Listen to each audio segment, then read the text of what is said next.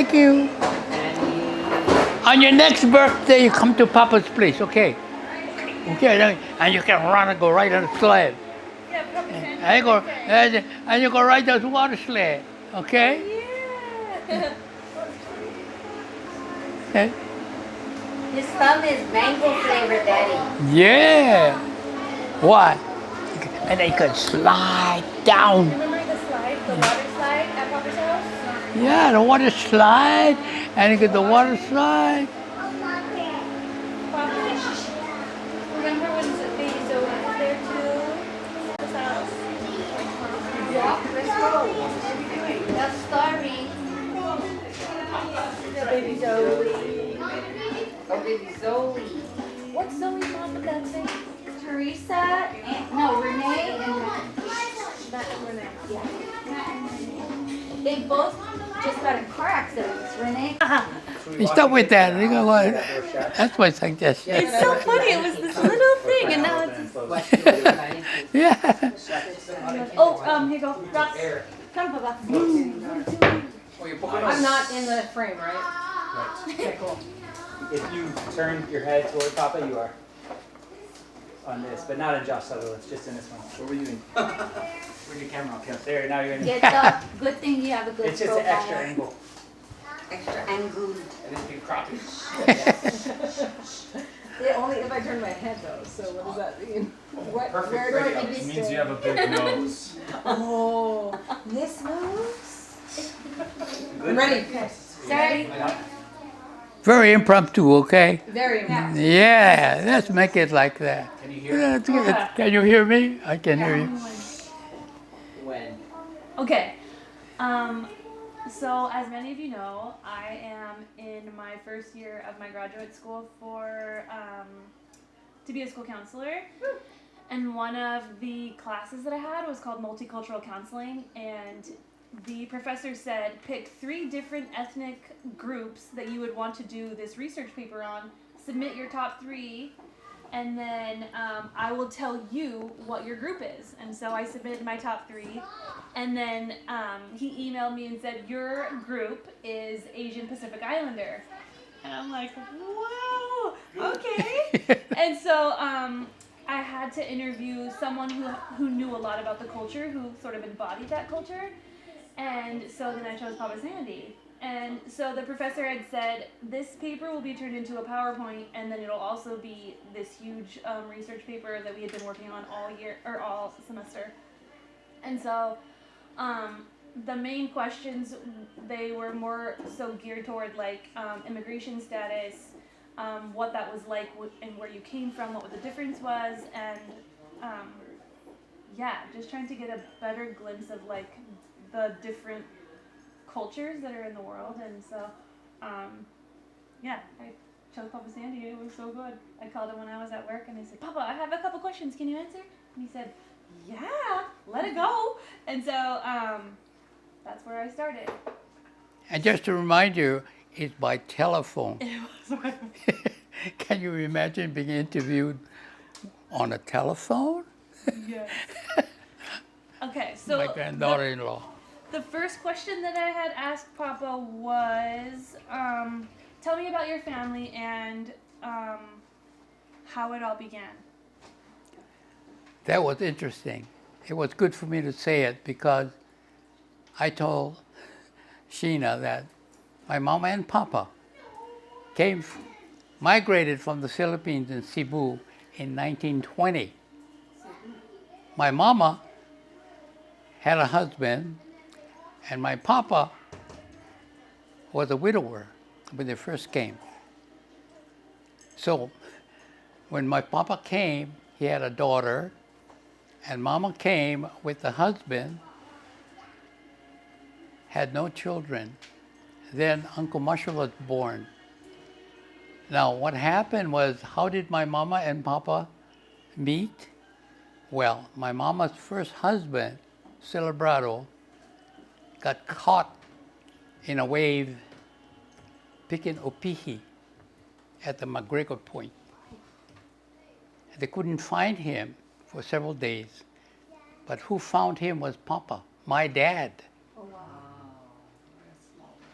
Okay, Papa found him, and that's how my Papa, Ambrosio Magallanes, met Eusebia Torres Silverado. And they got, well, anyway, that's what I heard. They got married, and from the marriage, had 3 children. The first child was my sister Julita. In July, she'll be 97, and she's in a Halimakua in Wailuku. And there's a brother that I have not met because Mama and Papa never talked about him. And I heard the name Filomeno. Filomeno. Apparently he died of young birth. We had never spoken to him. And then I was born in 1934. My sister Julie was born in 1926. What's that, 8 years difference? Yeah. So you can see there was a child in between she and I, but that they never talked about it. And when I was born in 1934, Mama, Eusebia, was 48 years old, and my Papa was 52 years old. Okay? So kind of late of life, right? And how old was I when I got my baby Sai? No, that's besides the point. Talking about my parents. And that's how my Mama and Papa met. What year did you guys come from? What year did your parents move? Talk about that part. Okay. Because I love that part. Okay, Mama and Papa didn't come on the same ship because Mama was a Silverado and Papa was a widower with a daughter. They come on a different ship, but they came from the same island.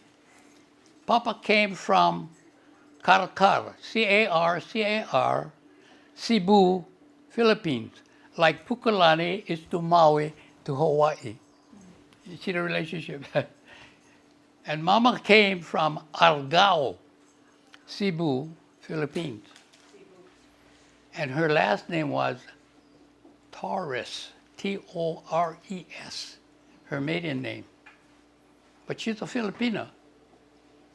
But they came in 1920, and I could remember my first home was Eau Valley. I think Reina can remember that Eau Valley situation. But anyway, in Eau Valley, it had dirt floor, green walls, drawstring, outdoor. And I remember putting, instead of a playpen, you guys don't remember, but those oranges that you got used to be wrapped in a cellophane paper and put in a crate. Has one crate with 2 sections. And they would take one of those crates, empty crate, turn it up while it's up. I'd stay in one little cubicle, and my nephew, who is 1 year older than I am, stayed in the next cubicle, and we'd play around together. And there was a little place like a playpen. But anyway, this was in younger days. Then we grew up. Papa was hired by Sea Brewer, Wailuku Sugar Company. And he was in his years, if you can imagine. I don't know how old he was, but he was already in his years. And I remember living in a nice house, beautiful house after that little dirt floor place. If you go down, from on Vineyard Street, you come up a hill and you hit the Eau Valley Road and you go up and you keep going, and there's a Y that goes to Wailuku Heights, and the other Y goes to Eau Valley, and those houses on the right, those wooden houses, we were on Vineyard Street, we were on the 3rd house, a brand new home. I remember that. Was this the plantation home? It's a plantation home. And I remember Papa as being a quiet guy because he was a senior person, I believe. He was given a position to be like a boss or something, the camp boss. Look around. But he was, because of a senior, I think he was that. And I remember seeing a picture with him, or of him, with the leather boots all the way up, and ruffle pants, and a shirt, a shirt jacket with olive, looked like a soldier man. And I says, and I look at that and I asked my sister Julie, we were young yet, is that Papa? And she said to me, that's him. But the thing is, I didn't ask her why was he dressed like that in a group picture. Never did. But it came to me that I realized because we were in camp, and every camp had sort of a senior person, and I believe he was being the older, he was more or less like the counselor or whatever it is. So you were born here on Maui, and your parents came, stayed in the plantation homes, and then remind us what, like, the housing was free, and what were the wages? So what was, like, the contract, if you will, for, like, the plantation workers? What was that contract with the company and the workers, the immigrants? Yes, I believe this is what happened. They came over with a contract with Papa, with Wailuku Sugar Company, which was Steve Brewer then. And it was a sort of a temporary release from Karakar, where he came Philippines, to come over here to work and with a thing to go back. But the question is, when they came, they lived in a camp, and because of the lack of transportation and the fields are all over, and instead of driving or cars, they built camps with houses on it close to the fields. So the workers, Papa would wake up in the morning, and the rest of the guys walk out to the field. And each field has been contracted to 2 or 3 men to take care of the field, to water and groom and farm. When harvest, and that's what they do. First thing in the morning, they go there at 6 o'clock, and they come home at 3 o'clock. Mm-hmm.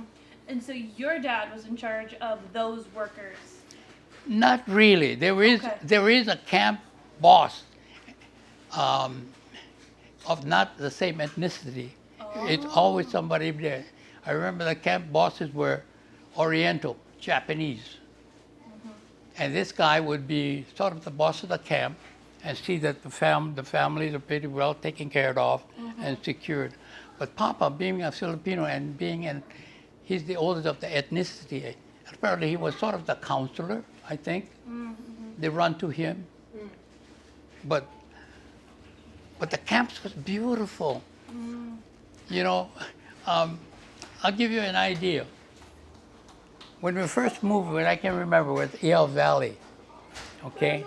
And moving towards Lahaina, we moved from Eel Valley to that house on Vineyard Street I told you. And there was a camp called Hopeway Camp right next to the Wailuku Elementary School. Okay, and those people that there was a few family. And after that camp came Waikapu, where Sean lived. And after Waikapu was Hayashi Camp, and that's where we grew up, Auntie Julie and I, because we moved from Hopeway Camp to Hayashi Camp. And that was in the 40s and after the wars and all that. But then, housing was provided by the plantation up to I would say 1947. I remember the date, the year, 47. Why not until 47? Well, anyway, we had free housing, we had free electricity, free water, free firewood, because we had to make fire to outdoors to kiawe, you'd bring kiawe. And we didn't have to pay anything but for food, I remember. I remember there was a dairy truck used to come with meat every Wednesday. I think it was Wednesday.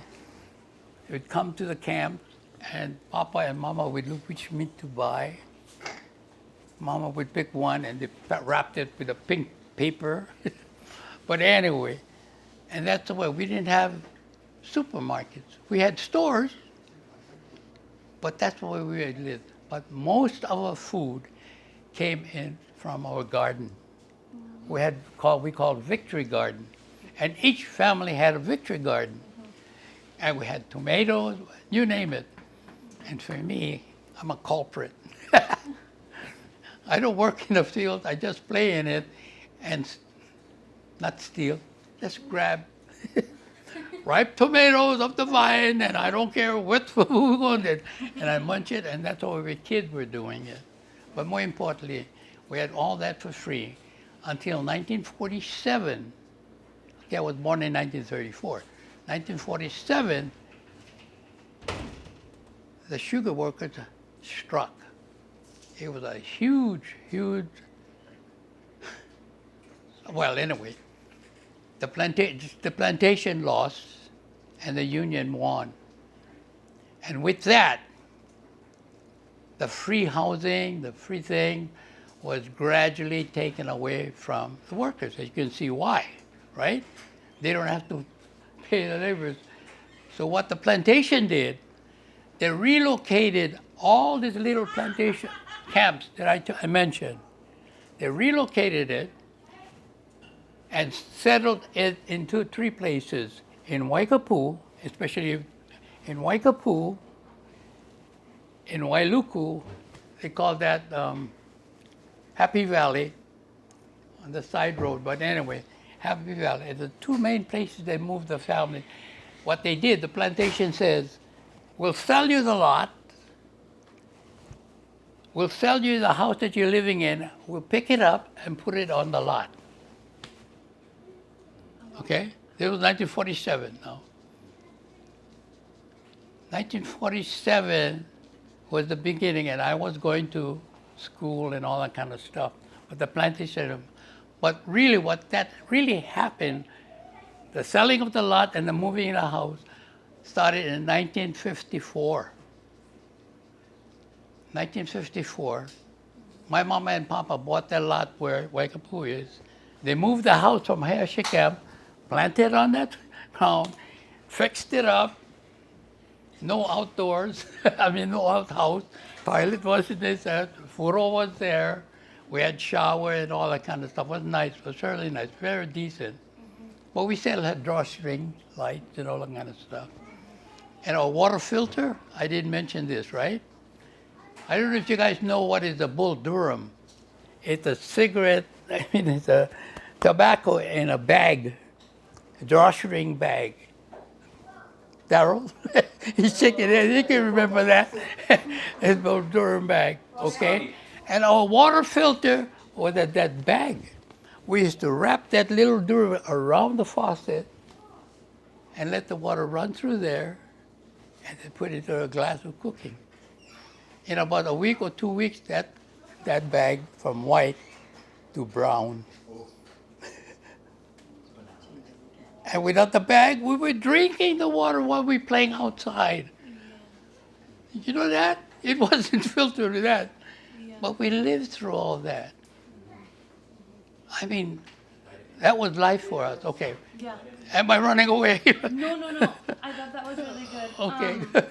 The one thing that I really liked, I wanted to let you guys know. So before I interviewed Papa, I had to do a ton of research on Asian culture and Pacific Islander, and it was wild because everything that I had read about, like the Hayashi camps and like how people came, was all super accurate. So when I talked to Papa, I was like cross-referencing my notes. Yeah. And I was amazed because his years were identical to what I found on the internet.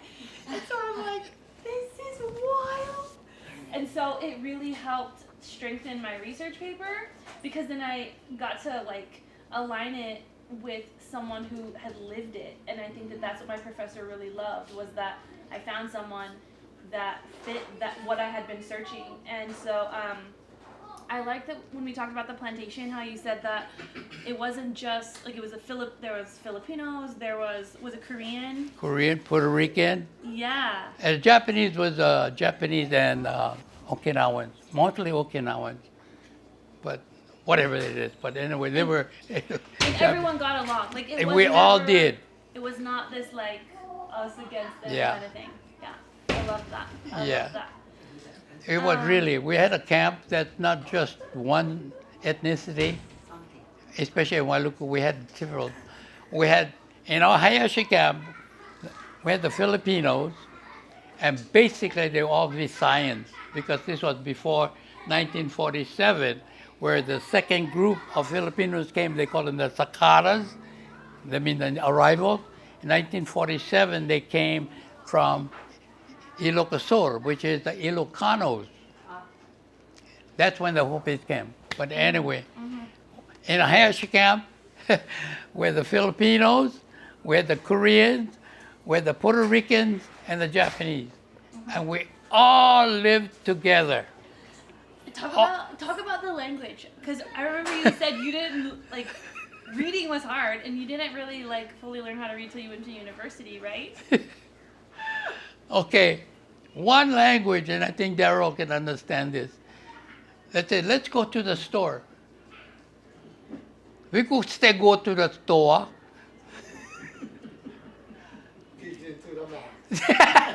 We go to the store. Let's go to the store. We go, stay, go to the store. That's the kind of language we had, but anyway, we lived through it. That's all kinds. Yeah. Can you remind me of the like, because you guys would have the credit at the store, like you would buy things, and then explain how that worked, and then the bonus, and when everyone would party. Okay. I think it's like the Americans, the Negroes, when they were in fields and, the cotton fields, and they walk out to the field. It's almost similar like that, but the plantation is this. Papa, I'll take Papa. Papa and two other men were contracted to take care of 95 acres of sugarcane. So you divided maybe 30 acres per day. And they took care of this sugarcane crop for 18 months. That's the harvesting period. Yeah? Take 18 months from the planting. They don't plant it, but as soon as they plant it, then they have to take care of water it and whatever. Now, they're getting paid $1 a day for their salary. But the end of 18 months when they harvest it, this is where the cream of the crop comes in. Because whatever the field produces, because you, the guy, will produce a field, right? If they produce a good crop, at the end of the season, they'll have a big bonus or small bonus. But normally it's a big bonus. And what that Papa does, what happened to that money? Well, during the 18 months, like I said, the meat man would come sell meat, right? And the plantation had a store for clothing and all that kind of stuff. They were all on credit. So when do they pay it? The bonus day, when the bonus come, oh. But my Papa, I didn't share this with you, I think. My Papa was so smart. He was a businessman. First thing he did, he bought 3 cases of beer. And those days it was Royal and Primo beer. He bought 3 cases of beer, and he and I would walk to the boss's house, we'd knock on the door. No, he would tell me, knock on the door. The boss comes out, and Papa says, thank you, and give him the box, a whole case of beer. And he goes to the next boss and the camp boss. He gives them a case of beer, and then he pays his bill.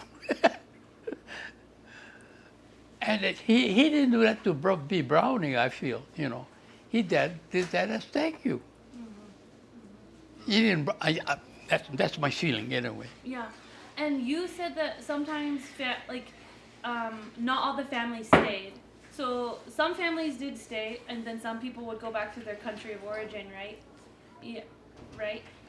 Okay. Some of them, some of them would serve their contract and go back to their country. And many of them find Hawaii home for them. And that's my mama and papa. Home was here, and they stayed here.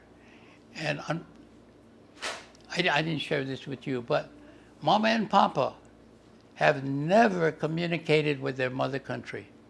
All I remember, they're saying, especially papa, says, you don't have any uncles and aunties.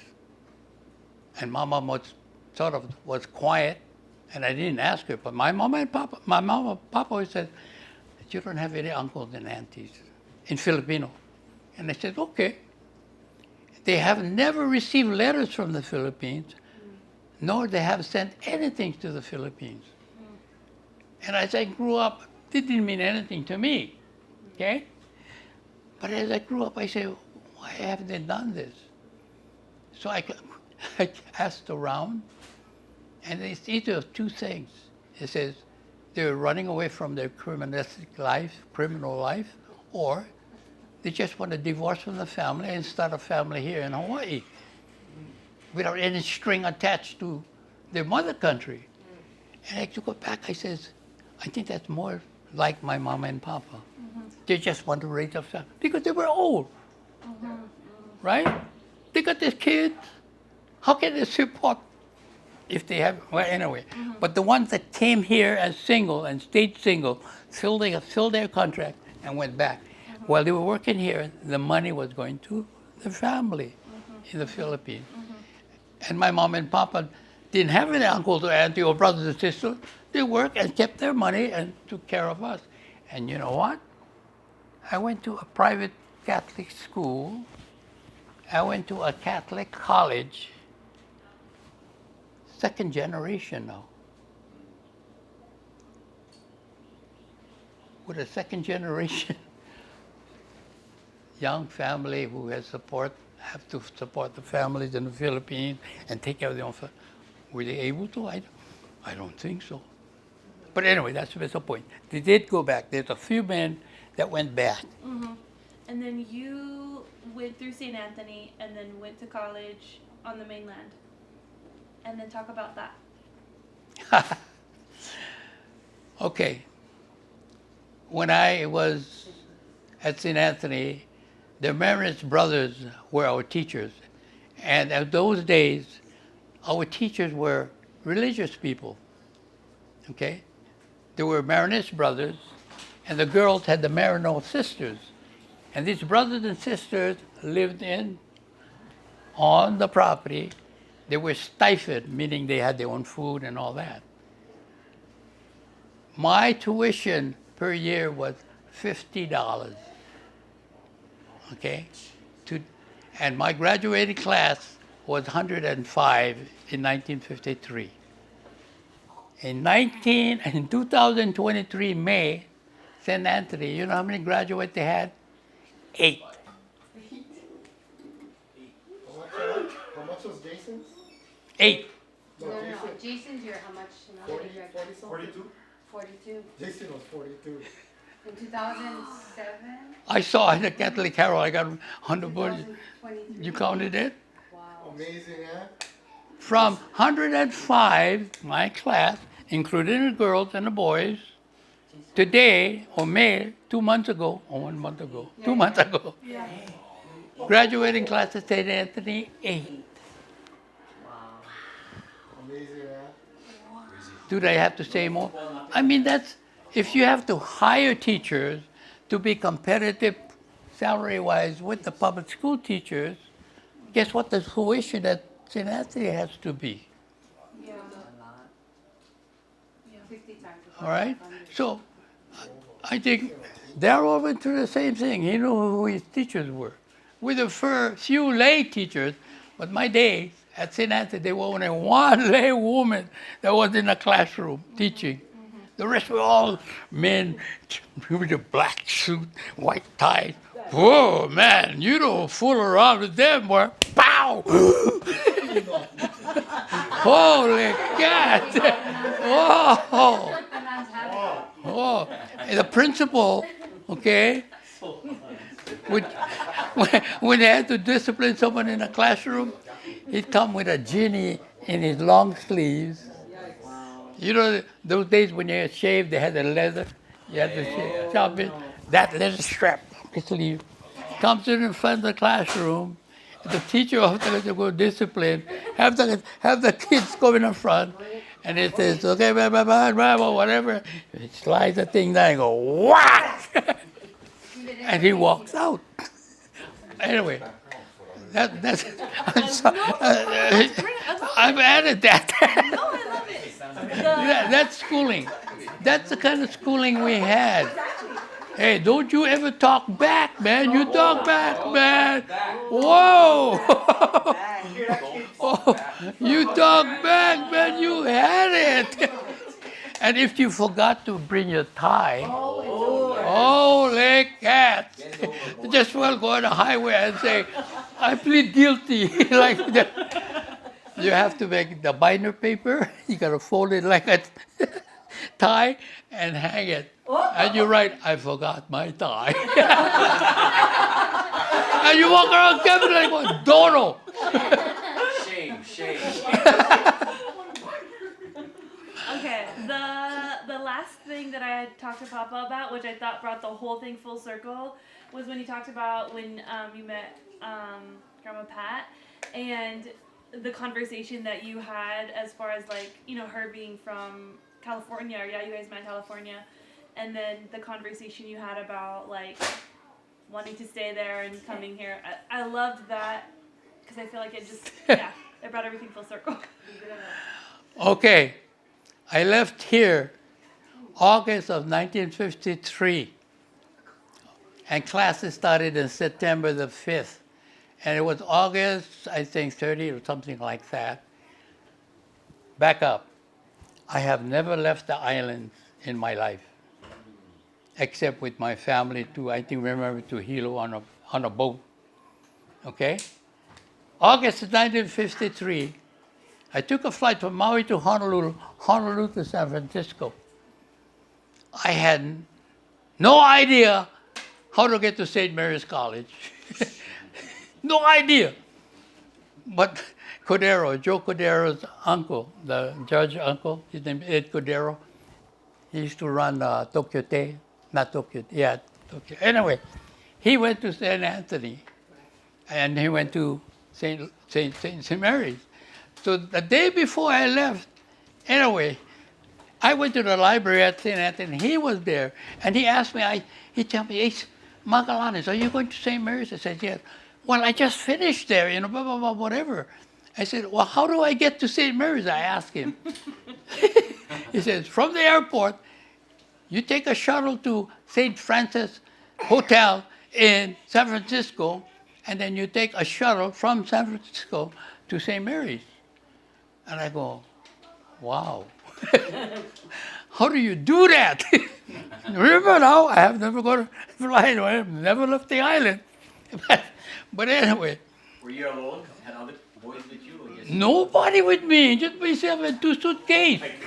Holy cat! Talking big on ignoramus. Oh, wow. I mean, but let me tell you a good part of it. But anyway, to get to St. Mary's, then I found out St. Francis Hotel in San Francisco was a Mahu hotel. The funny kind. The funny kind. Oh, wow! I said, How's it been?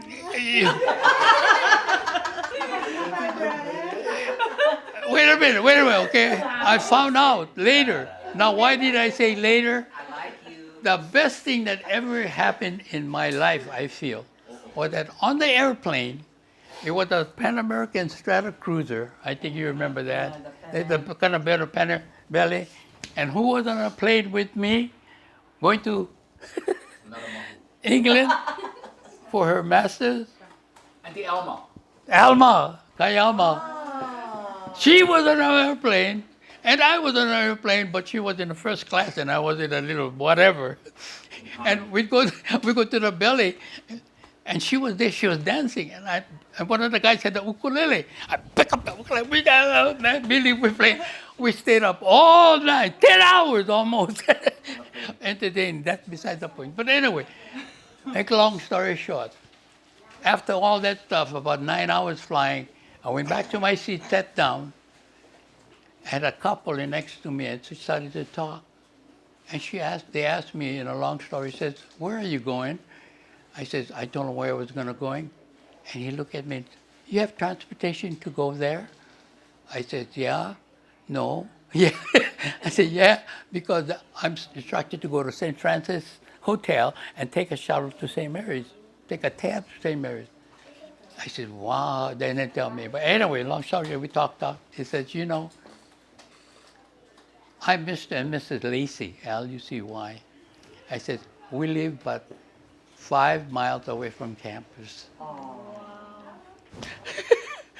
I said, God sake. Yeah, God save. Ken, would you mind if we take you to campus? I go, wow. Thank you, please.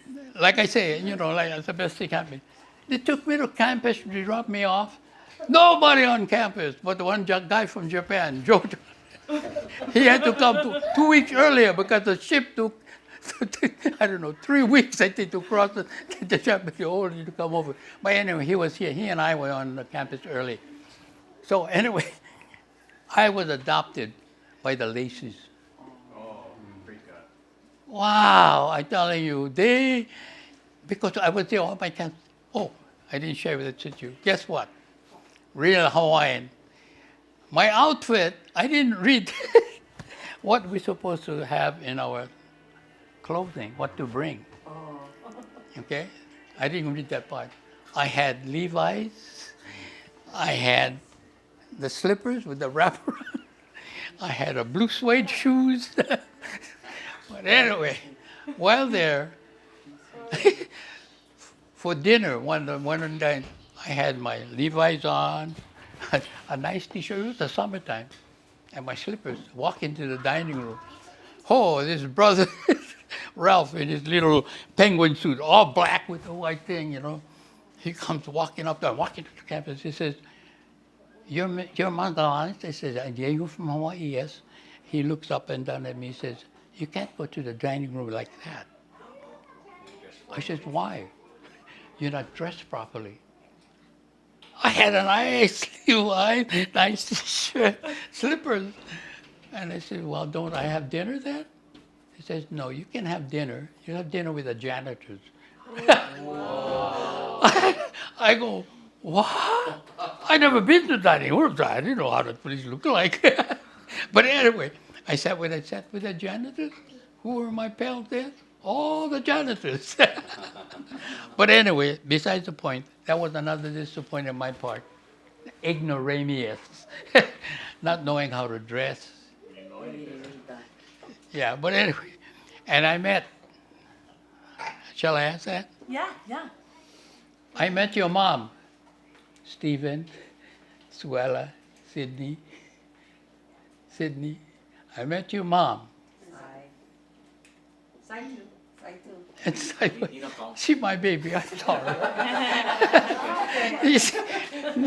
he came 20 years from the mom. Anyway. Shall I go there? Yeah. Yeah. I loved it. I loved that. Okay.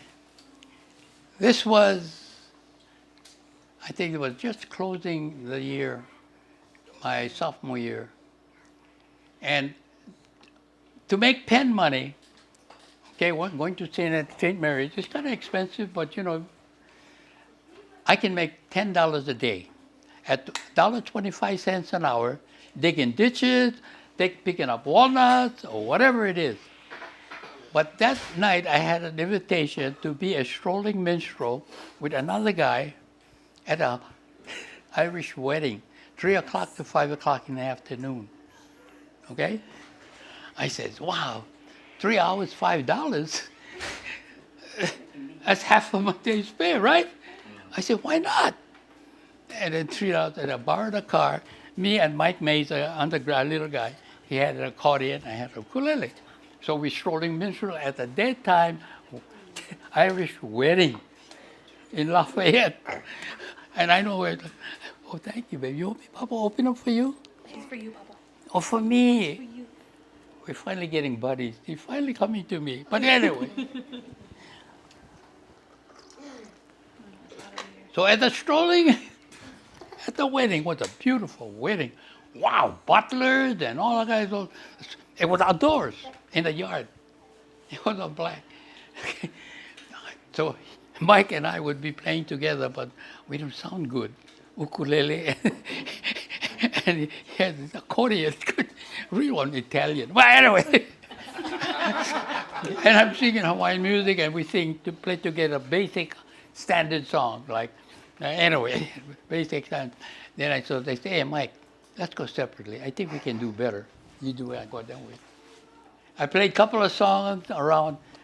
I said, hey, I could be smart. I went in the kitchen and serenaded the cook, the chef, and all of the guys. We sang. I would sing up, man. Play up. At the end, long story short, Mike did his thing. I did my thing. We did real well. We got paid. Thank you, and all that stuff. Going home, one of the guys in the kitchen says, hey, come. Where's your car? Over there. No, he didn't speak broken English, but he was speaking, where's your car? I said, over there. I said, okay. You want some of the food? I says, we can have some of this food? Yeah, there's a lot of things. Those days, the holidays, holidays, the turkey, they only cover the meat there. You get the bone, plenty of meat. Wow, he put 3 of those things in my car. And the lady came back, and she gave me 5 bottles of scotch. Scotch! Body. 5 bottles of scotch. That's where For me and Mike. Okay? And also, cake.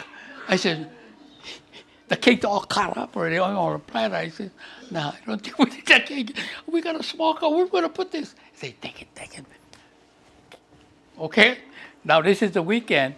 Everybody in California, Gone. they're all gone. They go home, right? They're close by, right? Driving, me and Mike Mays drive up, go in a circle. He says, party at room 327. My room on the third floor. Party 3. Wow. And all the way to where? Okay, this was at the wedding party, okay?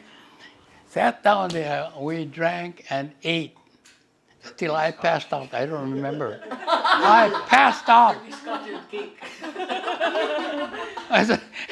I passed out in my bedroom and everybody, and then I got shooken up with. They put me a nice shirt and the SM Block sweater, because I'm an athlete. Put the clothes on. They dragged me in a car. I went in the back seat. I fell asleep. I woke up my eyes. I see lights going on. Shh. Going over the Bay Bridge from campus. We were going to San Francisco. Anyway, I woke up. I started thinking, wow. Where are we going? Where are we going, Bob? We're going to the mixer. We're going to a mixer in Sand Dunes. This is where Notre Dame kids and Southern kids, all of the campuses are going to be. Oh, by the way, nowadays, the Catholic colleges were all segregated. It's all men's college and women's college, okay? Your mom went to a women's college, Holy Name. I went to St. Mary's Gales. Anyway, that's besides the point. Anyway, in Sand Dunes, there was this mixer. Every weekend, they have a mixer for all these Catholic college so they can mix. Boys and girls. So the boys and girls, they get there, you get to meet. Okay, park the car. Bob says, okay, let's go in. We go walk in. I walk in there. Sober up. Chest out, red jacket, blue as hair, right? Yeah. Not slippers. I walk in there and freshening. Well, anyway, one of the little girls who was, hey, she's about 2 inches or 3 inches taller than me, always find me somehow when at a party. She come charging for me. She grabbed my arm. She said, let's go in. Let's go in. I had the guts to ask her during the dance. I said, how about introducing me to a classmate of yours? Is that from the islands? And that's just shorter than you are.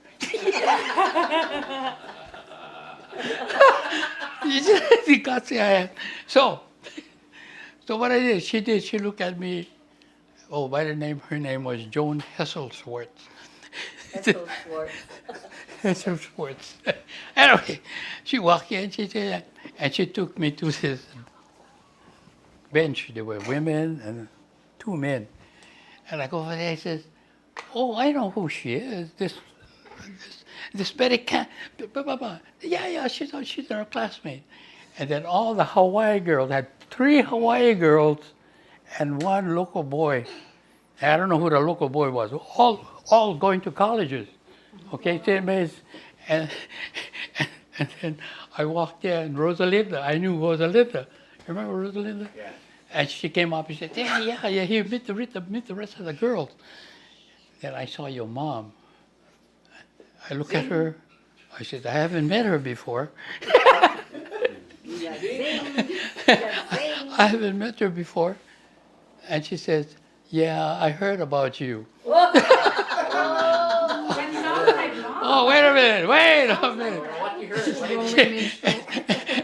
And Rosalinda goes like that to her.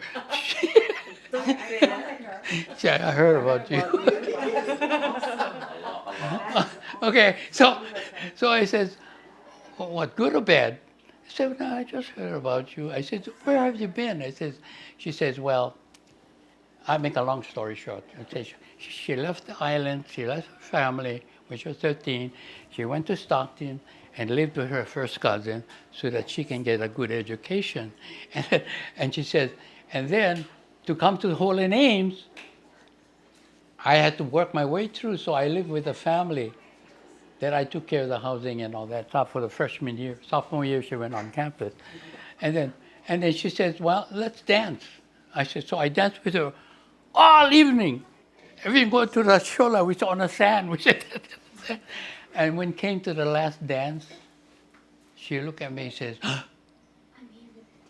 I have a date. I go, what? I have a date. I says, I was stymied her what to do. I said, okay, let's go. And she was going, and the poor guy was sitting there waiting for her. She was the only guy with all the island guys. She was waiting for a pudding. And he was a senior at Santa Clara in the School of Medicine. And I go, I didn't know this. And her name is Patricia Gabbioli. Her name is Gaboya, right? Yeah. I said, Patricia Gabbioli. And she stood right up like this. Oh, her thing fluffed up. None. And you know what she told me? She says, you're a nice looking guy. You look like a gentleman. But we don't run the kind of school. I go, what do you mean? Patricia Gabbioli? She doesn't go, we don't have a Patricia Gabbioli. I said, oh, what now? What do I do now? What do I say? Sorry? I said, okay, I'm sorry. I think I got the wrong thing. But anyway, that's my first introduction to Holy Names College. Walking upstairs. Anyway, the long story short, we met. We got to meet, and then our junior year, we really got close. And our courtship lasted overseas. I was here, she was there. She taught 2 years in Pinole. I was here 2 years working. We got engaged on the telephone. Christmas of 1958, December, 1958, December. I called her on the telephone at Alaska, Hawaiian telephone, and those days was the radio kind type. You pay $5, you talk, and then Party You, line. you gotta wait. Over. $5. And I asked her to marry me, and they were all expecting my call to ask her to marry her. She was at a party. We've been corresponding, but we never talk about marriage. So I said, "Would you marry me?" And I can hear the background. "Ah!" I didn't hear yes. I hear "Ah!" And then she said, "Yes, I will." I said, "The only way we're going to get married is you come home. I will not marry you up in California. You come on home, and then we get married." It was quiet for a while. He said, "Yes, yes, yes, I'll be home." And that's how we got married. When we first started, we started waiting. I said, "Patricia, you're second generation. I'm second generation. We went to college. We got educated, okay? We Filipinos. We're minors. Why do we stay in California where you're making all the money? What about going home and set an example for the rest of us?" And that really shook her. And that's how she loved to stay on Maui. She really didn't want to stay on Maui. In fact, this is personal now. When she gave birth to her, Sydney, Side. when she gave birth to Sydney, she got the baby's blues because we had 4 kids. And then 4 in a row, yeah. 4 in a row came. Yeah. She really had a illness, and in those days we don't know what the illness was. She said she wanted to go back to California. I talked to my attorney. My attorney said, "Send her go." Bought her a ticket. She took Sherlinda with her, went to California, bought Tahoe. He called me. He says, "Daddy, we're having a good time." I says, "Fine. Where are you?" "Oh, I'm here with Richard. We're in Lake Tahoe. We're buying a place. We're buying land. Can you send $500? I go, "What?" I'm home by myself. What the hell do with this? And she said, "Send $500. We put a down payment on the blah, blah, blah, blah, whatever." Am I going to say no? I don't know. Well, I found the money. But anyway, that's how we got that land. But anyway, she came home cured. For whatever the reason is, the baby blues and all that, because you had 4 kids right away. 1, 2, 3, 4.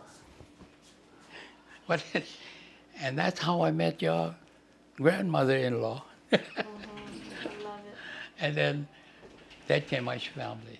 And that's where we are today. I'm a widower of 19 years and 3 months. Tell us a story about the juicy story that she told us about. Which one? About finding the brandy, Christian Brother brandy, or the liquor that they make in the church. Yeah.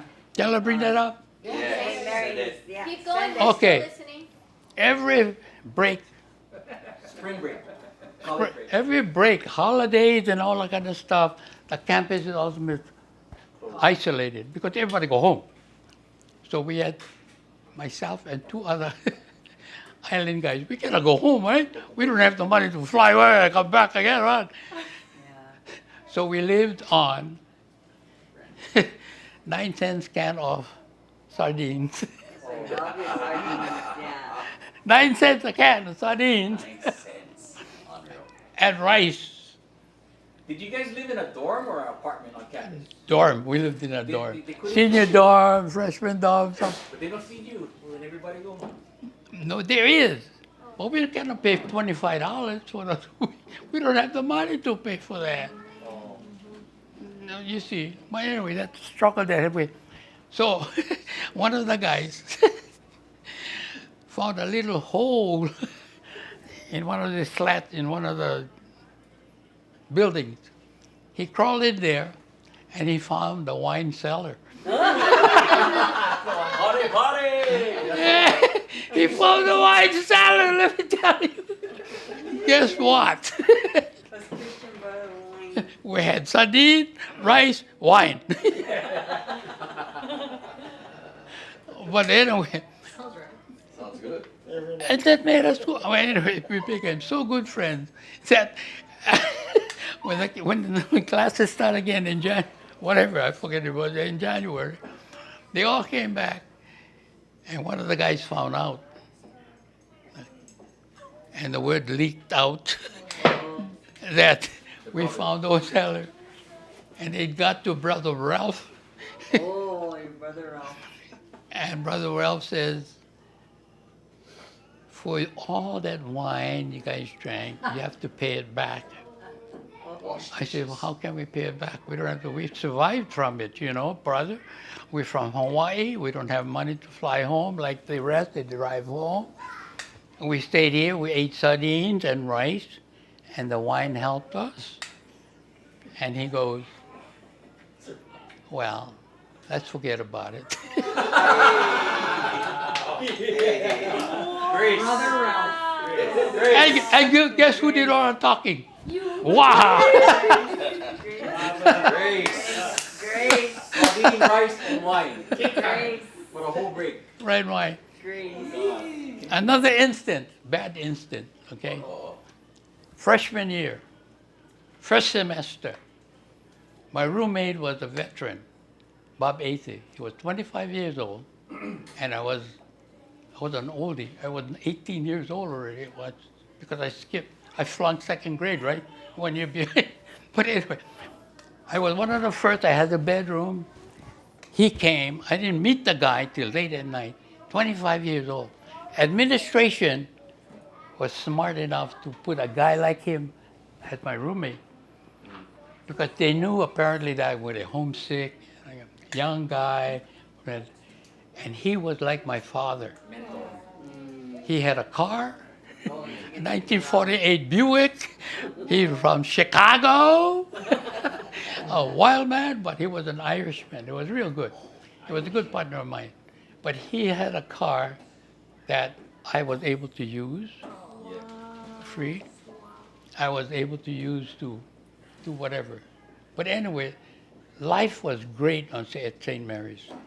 And especially for me, I guess following Herman Wiedemeyer, which I wasn't a ball player, but I had the diarrhea of the mouth. Anyway, but that's how I met your mom, and that's our family here. Yeah, I love it. And the other question, No, I'm that wrong. was it. See, That was I it. didn't tell you that, but It was perfect. And I took all of that information and then I made this like beautiful PowerPoint, and then I talked about my PowerPoint and I put all of Papa's stuff in there, and that got reviewed by all of the people in my class, and they were like, wow, because a lot of them, we all had the same project, and I was the only one that had like someone as, yeah, it was just so amazing, and my professor wrote, and he gave me 100%, and I was like, it was just cool, it was so cool, and I was so proud to have that information. And I remember when I left work that day, I went home and I was like, Ross, do you know all this stuff about your grandpa? And he was like, no? she called me to me.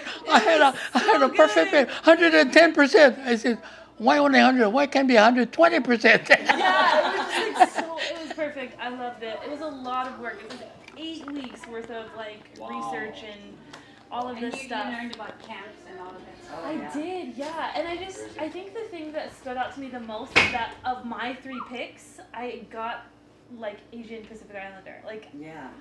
out of all of the kids in my class, like I was the only one that got that subgroup of people, and I thought that it was just like that opportunity to just sort of dive right in, and Papa came to mind, and it worked. It was awesome. So, yeah. Thank you for sharing. Thank you, that. Mama. Let me tell you one thing though, it sounds real funny and all that kind of stuff. With all that, there were some trials and tribulations, okay? My bringing a baseball team, I've got injured so many times, and I had a slip disc playing football, flag football, and all that kind of stuff. But it was all part of going away from home, being independent. Oh, being independent, let me tell you. First time away from home, you better be independent. Oh, by the way, first day in my bedroom, we had a bedroom and a closet with a drawstring and a door. I got a letter from Auntie Julie. I pick up the letter. I went to the closet, closed the door, put a string. Yeah, you miss her so much. Why you missed her? Yeah. Talking about homesick, Yeah. okay? Nobody's there. You get a letter from your sister, who is like your mom. You don't have a roommate. You're all by yourself in this little. Holy cat! Everything. Good thing I closed the closet door because Joey came into it, probably would have hurt me. But anyway, that was something else. Let me share with you. If you, none of you guys all travel, but our days, we don't travel at all. We don't, and it was hard. And to learn how to speak English. Woo! One of my toughest courses is English 101. But speech, I get always A. Broken English and all, they accept my speech. That's all right, bro. But anyway, thank you. Hey, Got Papa, any question? before we end it, can you say for the camera how old you are, how many kids you have, what's their names, and then your grandkids' names and your great-grandkids? Okay. Take your time, but that way when they look back at it, it's all, Like time span. yeah. Today is July the 1st, 2023. Saturday. My birthday was 4 days ago. Was it 4 days ago? Yeah. June 27, 1934. That's when I was born. Don't ask me what time, but it was a pretty long time ago. And I did totally tell you I have a sister and myself and a stepbrother and all that. But more importantly, I got married, we got married, Patricia and I got married August the 6th, 1959. August 6th Eight. or August 8th? August 8th. Oh, excuse me, August 8th. August 6th was Rosalinda. Yeah. August 8th, 1959. Sherlinda was born May 11. How many months is that? 9. She's at 9. I had a honeymoon baby. That's how Catholic I was. And after that, I was a sex maniac. No. That's a common joke between the Mormons and the Catholics. Yes. Okay. Okay, name all your names and your Yes, we got married. Sherlinda came in May 1960. Stephen came in July 1961. Suella came in December 1962. Sydney came in November 1963. Can you imagine that? No. One every year, and thank God between Suella and Sydney, 11 months apart. Different year. And that's what, in fact, Patricia and I, she came from a family of 10, and she was the only girl, and she was the 10th child. 9 boys and 1 girl, and she was the baby, and the only girl in the family. Can you see how spoiled my wife was? Boy. And none of my 6 kids are spoiled. They're on their own way. I've guided them. Anyway, I had them, and guess what? 1967, number 5 came. That was 4 or 5 years ago. Oh wait, wow! And then what happened? I retired from the bank.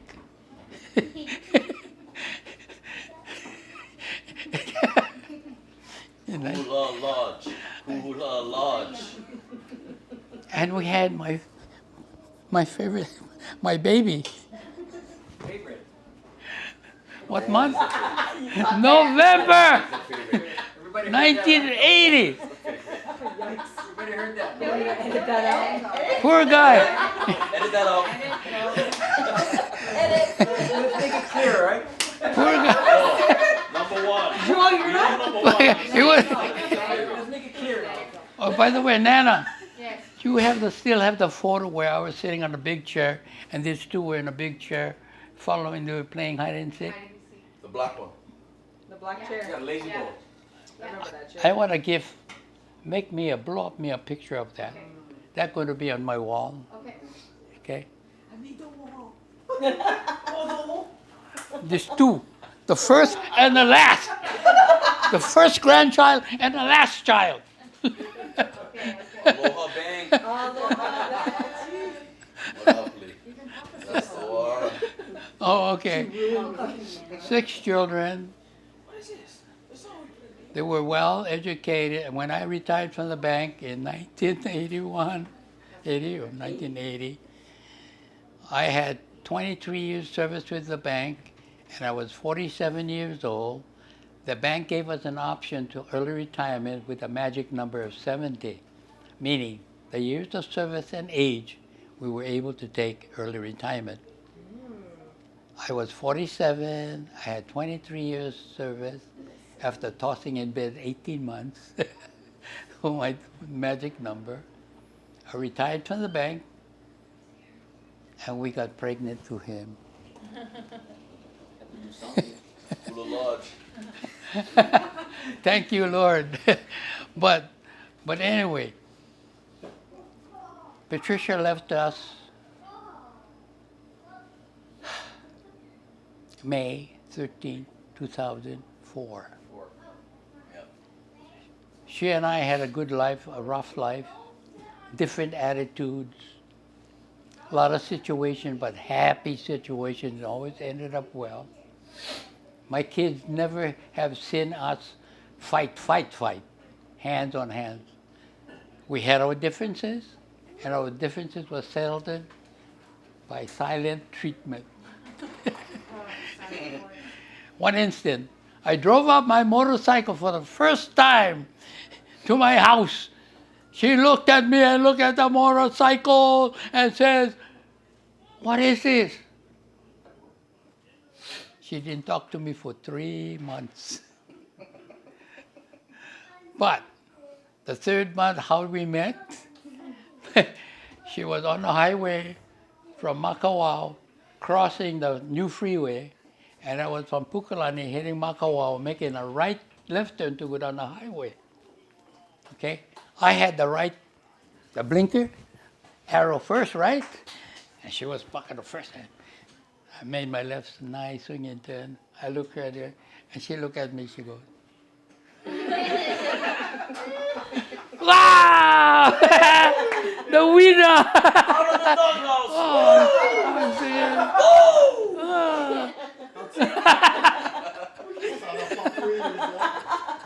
Nobody got out an accident. Oh, my baby. She's the one. We had our troubles, but like any marriages, and if you don't know how to weather it, guess what happened? Terrible things happen.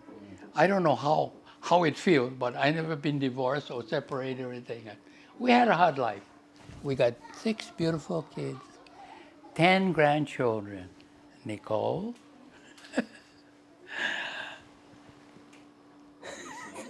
Jason, Ross, Kaipo, Reina, Axel, Asidira, no, not to forget, Keola.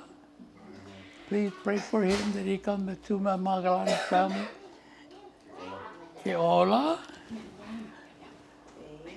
Baby Faith, Patricia Girl, I call her Patricia Girl. And Santiago, I call him Sunny, S-U-N-N-Y. I beat Christy's name this morning. I dreamt it last night. Okay. Then you got more Caleb. The great-grand, I got 5 great-grand. We got Caleb. We got Paul. We got Silas. We got Audrey. And we got my little finally Anson, who's beginning to love Papa. Hey.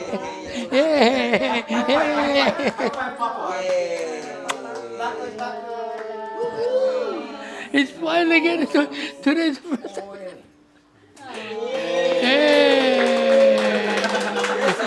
Hey. Too much. Yeah. Very Thank you. Hopefully, whatever you have, I'd like to really ask a big favor of you as adult. Keep your family, please. And that's what my goal is. I've been trying to keep my family. Many guys says, how do you do it with 6 children? I said, it's not me, it's them. They have to pull it together. They have their free will. They do whatever they want to do, and I support them. But to keep your family close, especially when they're young, once they're 18, hey, they have a free will. Let them do what they want to do. But guide them. Help them. When they say help, ask them what the help you need. And ask them why. Ask them why the help. And in return, if you get the help, what are you going to do for him? Like the Father God, I'm telling you, okay? Yeah.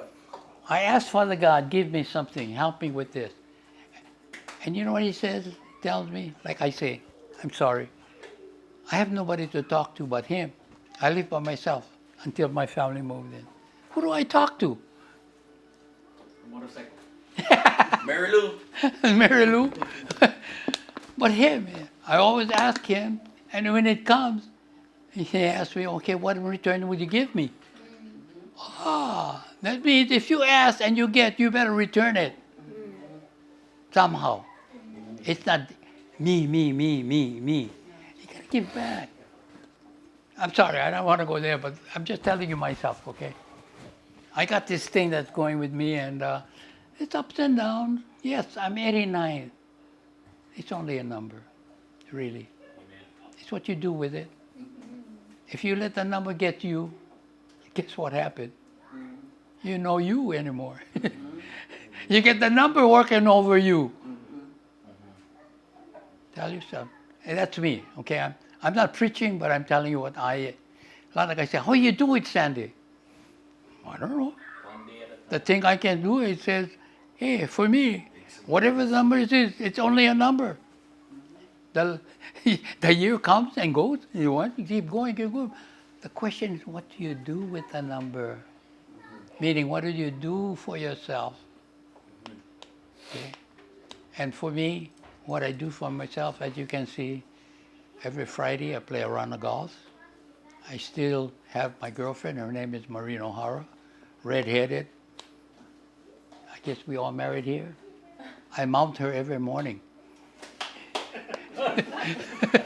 How do you get on a bike? That's his bike. You don't jump on a bike, you mount the bike. Motorcycle. That's what I mean. I mount her every morning. Morning. She likes it raw. That's what I mean to be good but naughty. And she screams down that hill. Right? Isn't that right? You're good but you're still naughty. It's where your mind is. Mary Lou, I love you. She puts me to bed very quickly and smoothly.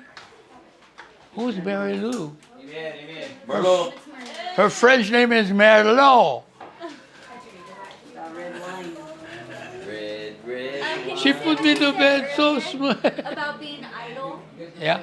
That was good. What was about that? Being idle. What your mom said about being idle. Oh, okay.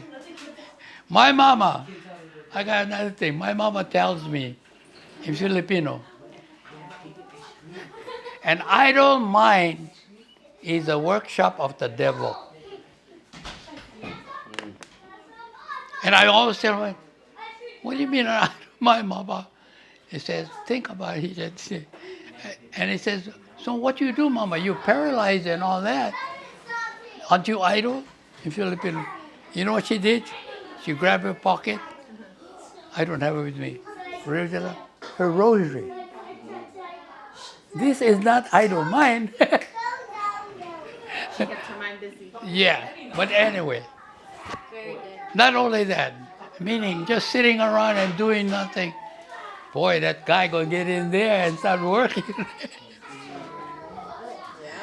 Thank you. Thank you, John. Thank you. Thank you, Papa. Thank you, Papa. Thank you, Papa. Thank you. Ice cream time. Here they come.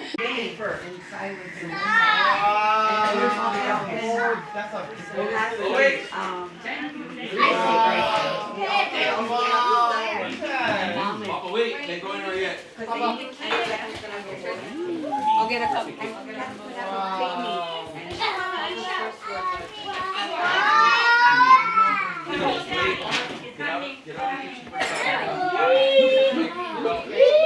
Wow, look at that. Where's the other one? Oh no, there was one that. Where did you go? Okay. The number one thing, it's not favorite. It's not true. 1 of 6 is the favorite. We all know it. I'm one. I'm 6 of 6. I'm one of. I'm for one. You're one. One of 10. You're 1 of 10 of the. 10. I'm the one of 10. One. Proclamation, the favorite. No, that's not the one. I'm telling you. Caleb, That is- Caleb, you say 1 of 5. Wow, look at that cake. And then Wow, Ray. Trying to keep it together right now. Screaming down the hill.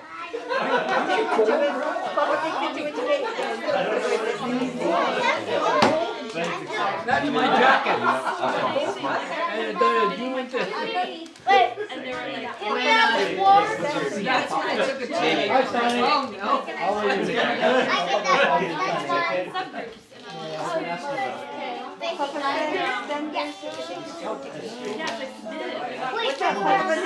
Before I had to stick, you showed me the thing came back, so I don't know what to do.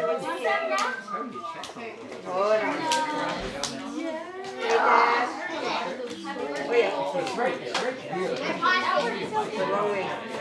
Let's get out! Mama! Wait, take a picture. I'm falling!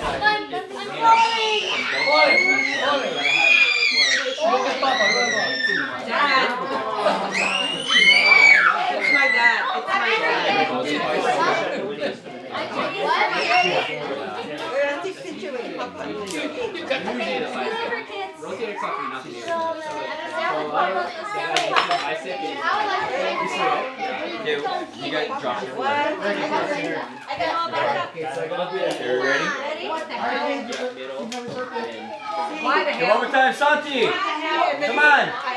Happy Birthday to you, Santi. Happy birthday to you. Woo! Happy birthday, dear Papa. Woo! Happy birthday to you, Santiago.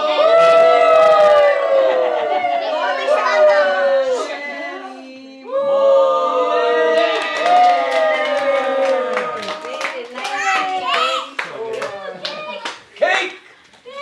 Is that ice cream cake? No, birthday boy gets to go first. I get Okay, cutting the cake. Oh, what kind of cake is that? Ready, set, not it. Ooh, What is that? Strawberry jam. Hey! Give me a knife, I'll cut it. Wait, hold on, don't do that, don't. Whoa. Cut it.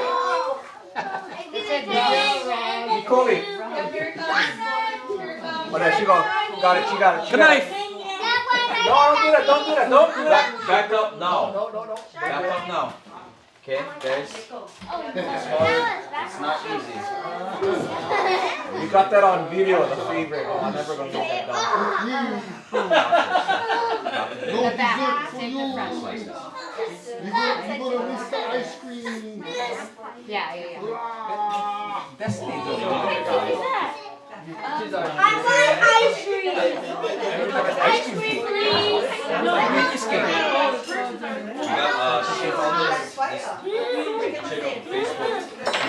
You got check out Facebook. Wait, Bro, that's your house. what some That's your cakes? house. Look. Oh, that's perfect. That's good. One slice. There you go. Not Papa. jam. Chocolates. Go for it, go for it. Okay, you gonna get I don't take that. Okay.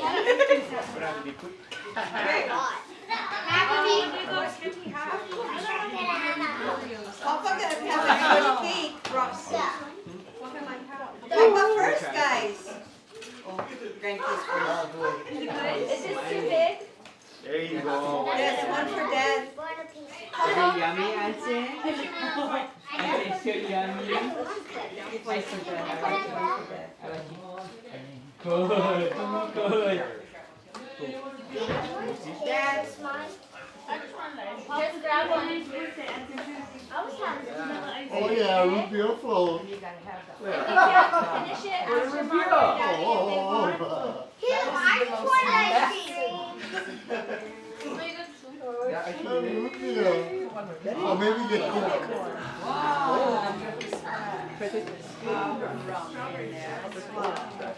This is premium ice cream, super premium. Yeah, you get Coke. Oh, no. Root beer. I didn't get Thank it. you. No. Okay, there's cake on the I table. just- Cake on the table.